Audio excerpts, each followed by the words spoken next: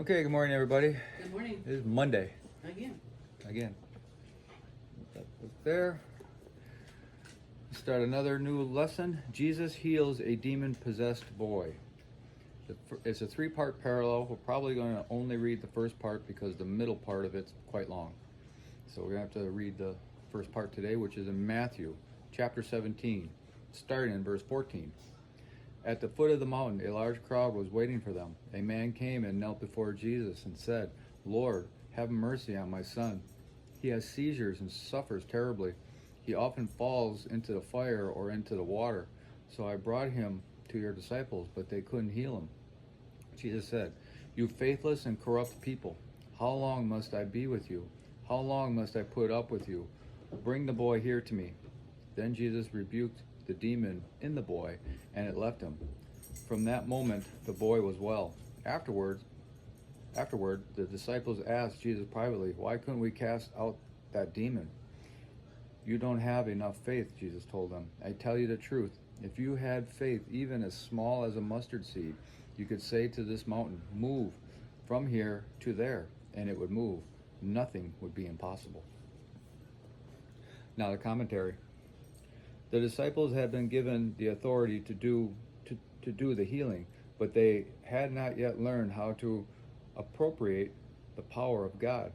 Jesus' frustration is with the unbelieving and unresponsive generation.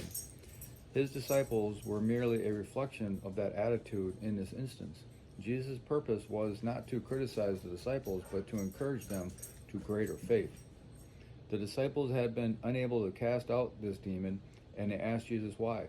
He said their faith was too small. It is the power of God plus our faith that moves mountains.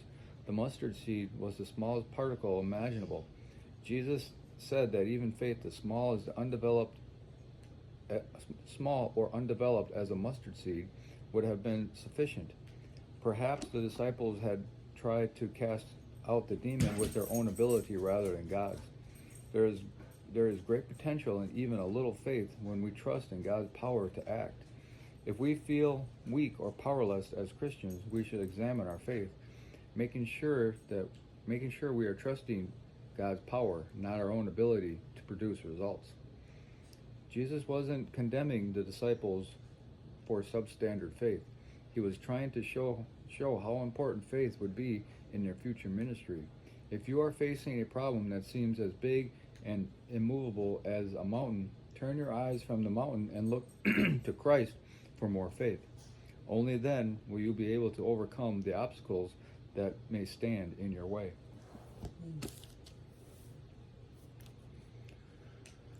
Very true.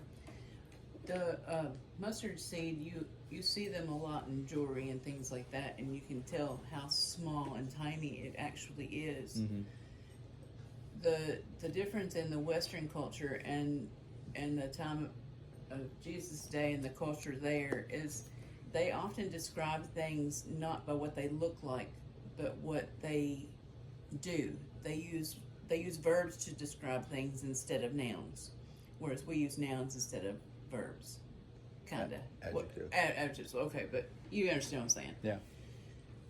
A mustard seed over there, or mustard in general, is a very invasive weed, and everywhere it just scatters itself and it just overcomes everything, and very quickly at that. Whereas here we don't see it as that. We just look at this small tiny seed.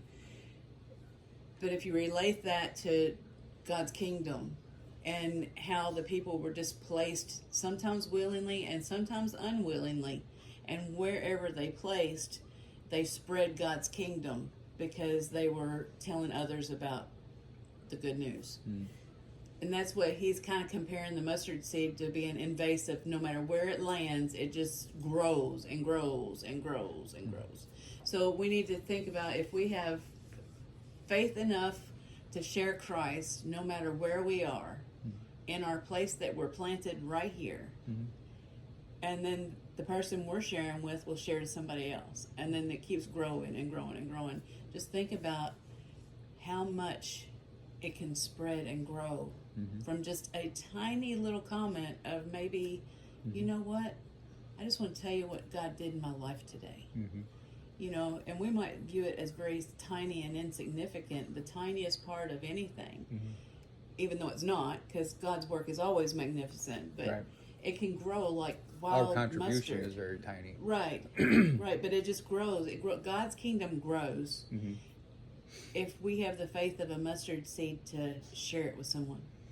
Because it's said that we are the planters. Right. God is, the grower. He makes things grow. Right, So. exactly.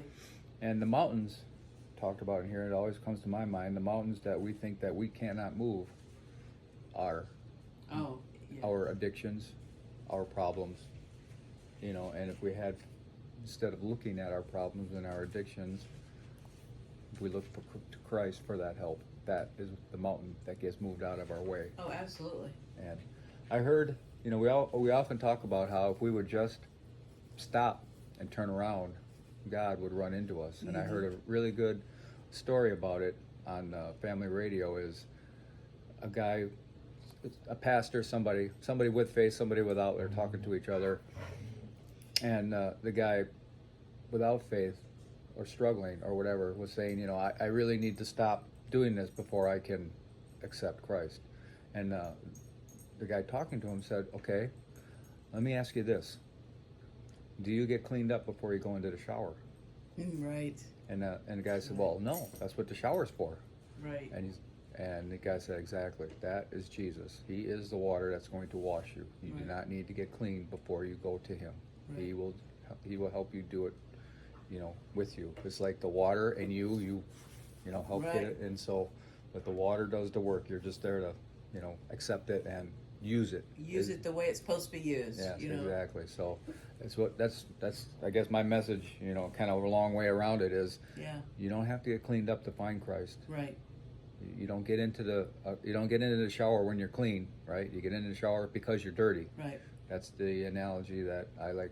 That might be my new one for now for somebody. Yeah, and we get dirty very quickly every day. Every day. And we need that soap every day. Yeah. And it's just like we need Jesus every day because he washes us clean. Yep. And it's a day, it's a moment by moment, minute by minute thing. It's not just I've got Jesus now, I'm good. Yeah. I never need to shower again. No. You need Jesus all the time. It's just like your regular life. Okay, you get out of the shower and now you go, do your thing, and now as soon as you get out of the shower, you're already dirty. So right.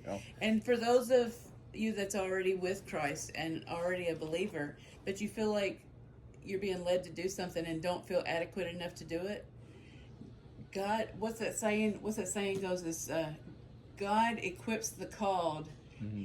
You don't necessarily have to be equipped to be called. He will equip you once you're called. Yeah, you just gotta. So let use the soap that day. Take a shower in Christ and. All right. Let him equip you. Okay. Hope everybody has a glorious day, and we'll talk to you later.